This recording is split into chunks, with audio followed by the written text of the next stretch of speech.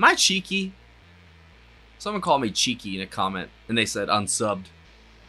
I mean, I'm kind of a smartass. I wouldn't say cheeky, though. Cheeky bastard. Whatever. Hi, guys.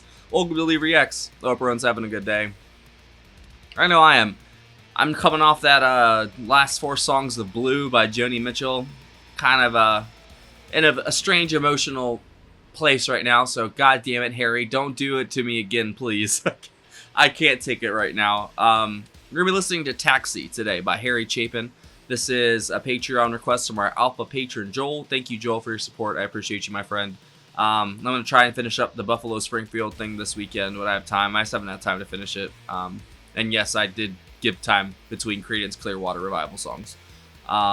This is actually a special, unreleased until recently, I think, sort of video. All right, let me read this so I don't get it wrong. So in the same year that the album came out, which is Heads and Tails, came out in 1972, and it contained Taxi, which is his first hit. This says, Harry Chapin performs Taxi in this remastered, long-unseen underground news broadcast on April 26, 1972. I mean, you'll see this for yourself in a couple seconds, but I just had to explain it. I'm excited. This guy, in the 2 songs I've heard, has completely utterly shattered my heart, and then made me laugh and have a good time in 2 songs. So he's obviously a very widely ranged artist. I know he was taken way too soon, and it's a goddamn shame. But here we go. Thank you, Joel, for sending this in. If y'all aren't subscribed, help a brother out. Like the video, subscribe, leave a comment. Helps the algorithm. Thank you. All right, here we go. Underground news. Interesting. All right. Harry Chapin, Taxi. 3, 2, 1, go.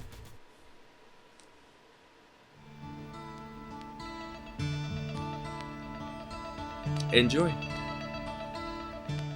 Harry Chapin. This is a song about meeting my past in a rather strange place, a taxi.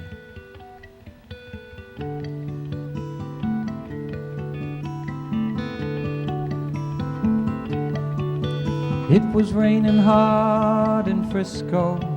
I needed one more fare to make my night.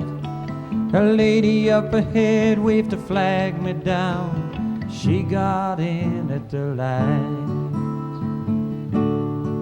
Oh, where you going to, my lady blue?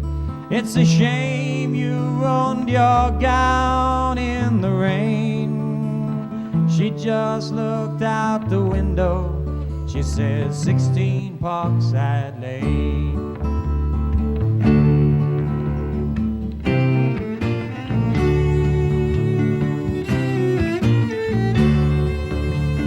Something about her was familiar. I could swear I seen her face before. But she said, I'm sure you're mistaken. And she didn't say anything more. It took a while, but she looked in the mirror. Then she glanced at the license for my name. A smile seemed to come to her slowly. It was a sad smile, just the same. And she said, how are you, Harry? I said, how are you, Sue? Through the too many miles and the too little smiles, I still remember you.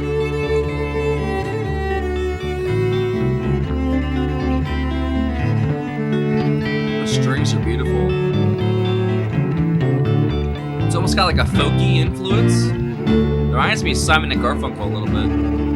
It was somewhere Just in the song, right? fairy tale. I used to take her home in my car. We learned about love in the back of a Dodge. The lesson hadn't gone too far. Uh-oh. You see, she was gonna be an actress, and I was gonna learn to fly. She took off to find the footlights. I took off to find the sky.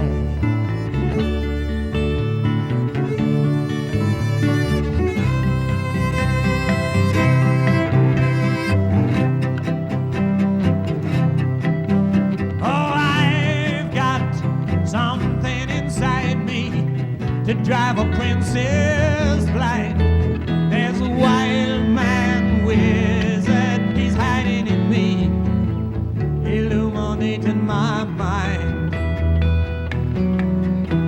Oh, I've got something inside me, but it's not what my life's about.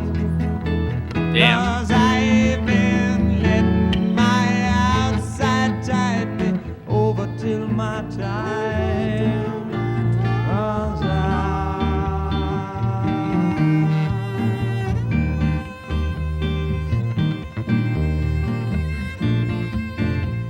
It's a beautiful riff.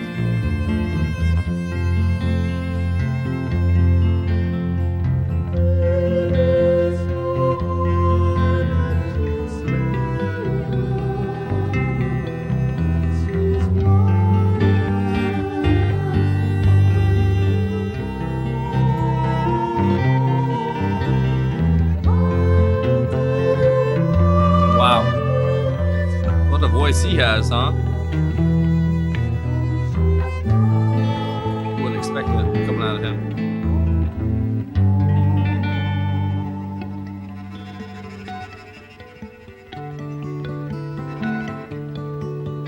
There was not much more for us to talk about. He's such a good storyteller. Whatever we had once was gone. So I turned my cab into the driveway, past the gate and the fine trim lawn.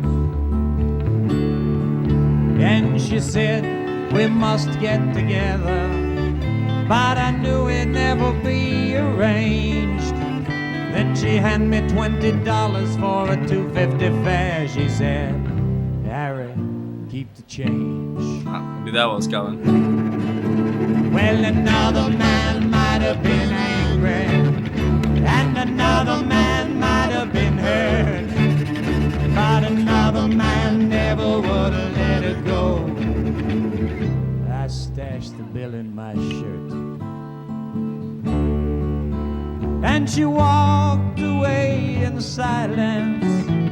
It's strange how you never know, but we'd both gotten what we'd asked for such a long,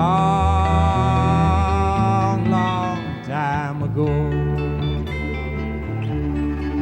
You see, she was gonna be an actress, and I was gonna learn to fly. She took off to find the footlights, I took off for the sky. And here she's acting happy inside her handsome home, and me, I'm flying in my taxi, taking tips and getting stones. I go flying so high when I'm stoned. Dude, I'm stoned.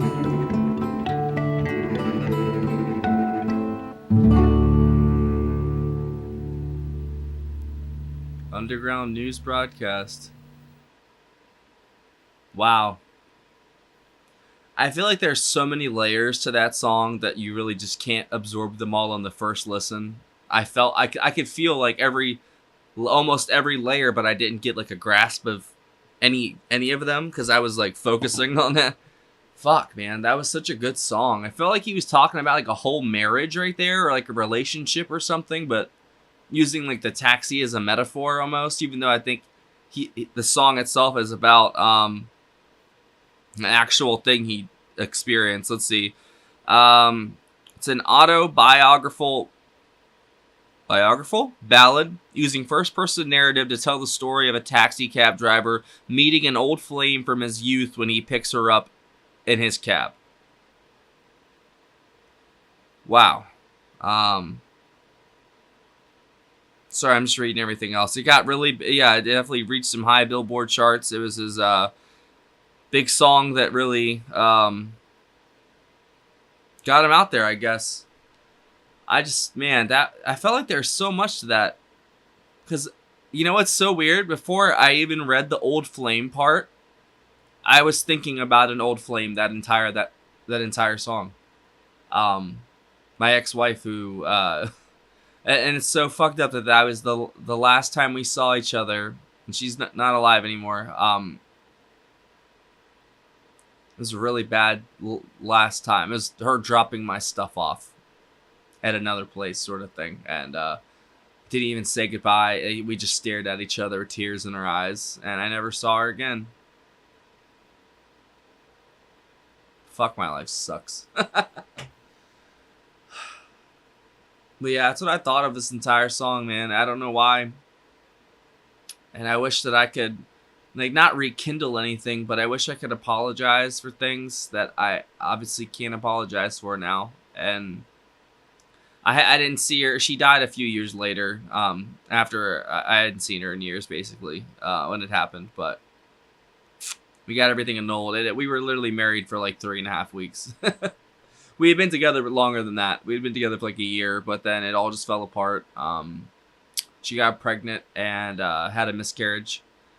And that was my first time ever, well, officially my first time ever, you know, almost being a father sort of feeling, you know, but then yeah.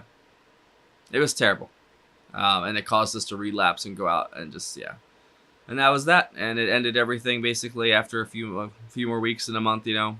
But the whole song, I was thinking about her. And, yeah, I don't want to say anything else about it. But, I mean, he's got such a great songwriting style. He tells stories so well. And he, like, does that first-person narrative and, like, the way that he's singing but telling a story at the same time, you know? It's very interesting. And just the way that there's, like, these little musical breaks and then the story comes back in, little musical break, story comes back in. It is almost like a movie, you know, but in music form, and it's interesting, man. Like I said, I feel like there's like 3 or 4 different layers to the lyrics and the story he's telling, and I see why it's such a popular song. I know this is like, well, I don't know. I think it said this was like some kind of extended or a long version of it. I don't know if that's true or not, but I'm glad Joel sent this in because fuck, man. Yeah, I knew it, man. After that Joni Mitchell, those 4 songs, and then now this, man, it's like Emotional Thursday. Emotional Damage Thursday. Fuck, man. But, let's see. So for Taxi, I don't know if it's the same people. It's the same year, so I'm guessing it is the same people. Heads and Tails. Alright, so Harry on guitar and vocals, Steve Chapin on keyboards, Russ Kunkel on drums and percussion, Ronald Palmer on guitar and vocals, Tim Scott on the cello, and John Wallace on bass. That's who was on the album Heads and Tails, so I'm guessing that's the same year as this performance, so I'm guessing that's that. I really like the cello in this. That was, what was his name? Tim Scott. I thought that was the highlight of this, other than Harry and his guitar work and just beautiful lyrics, man. The imagery that he paints, it's just fantastic, man. It's fantastic work, and it's such a damn shame what happened. I hate when artists are taken so young, but the most beautiful flowers, man, they're the ones that get picked, unfortunately. And fortunately, that's just how life works. You either wither away or you get picked when you're beautiful and ripe. It's your choice. Not really. Yeah. 3 for 3. All 3 songs of his I've heard have just been fantastic, and I'm definitely down to hear more. I know this is one of his bigger songs. We also did the Banana song, and of course that damn song that made me cry my eyes out. Cats in the Cradle. Fuck, that song fucked me up. I can't even think about that song. It'll fuck me up. But yeah, I'm totally down for more. If you guys have any other suggestions by Harry, please leave them below. I'll definitely check them out. And thank you for watching, guys. I really appreciate y'all. If y'all don't know, your Patreon right here. That is the picture of it. There's a link in the description. Join the $15 tier up. You get 1 free request a month. If you join any of the tiers, you get access to all of our block videos, full album reactions, Patreon exclusives, our Discord server, voting on songs and stuff. You know, there's all kinds of different things on there. We'd love to have you, man. We have a great community over there. We just had 420 members the other day. I thought that was funny. I was like, 420. I'm definitely still a kid at heart. We'd love to have you, though, like I said. There's also a PayPal link in the description as well if you'd like to send in a request or a tip that way. Thanks for watching, guys. Have a wonderful day. I will see y'all later. Thanks, Harry.